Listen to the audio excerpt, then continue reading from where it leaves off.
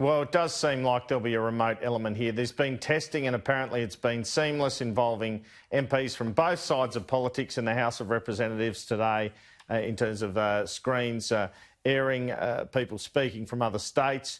The rules around the resumption this week, some of this stuff, I must admit, Tom, seems kind of ridiculous.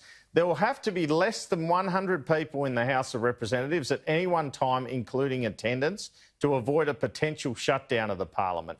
The rules in the ACT are that if there are more than 100 people in a room and someone tests positive to COVID-19, all the people in that room must get tested and self-isolate for 48 hours. So the numbers of MPs will have to be kept below 90 to prevent that, and other MPs paired off. Otherwise, you would have a situation where they are in the middle of debating legislation to enable the extension of JobKeeper, for example, and are unable to pass it because one of their number tests positive to COVID-19. There are also real concerns around this 2-week quarantine period for Victorian politicians required by ACT Health and the isolation period for Queensland MPs returning home.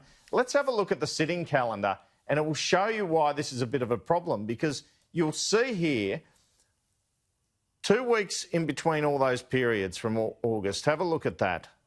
You're basically going to be in quarantine or in the parliament, basically. So you would never get outside in your home state if all these rules were followed and you attended parliament. Or in the case of Victorians, there's a chance you wouldn't see your family until Christmas.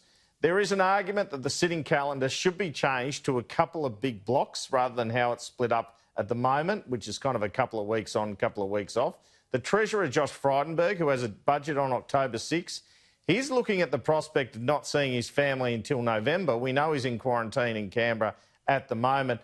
The government and opposition said to be close to agreement on the remote screening of proceedings that will enable politicians to contribute next week in terms of speeches and asking questions with 15 minutes notice for the call, but not in terms of votes. Opposition Leader Anthony Albanese pressing today that the government should come to that agreement. The Leader of the House, Christian Porter, was still saying, as much as last week, oh, the video link mightn't be available in the first week, it might only be available in the second week. Quite frankly, that's farcical. The idea that you could not, with weeks of notice, get up a video link, I'm very confident that it can be done.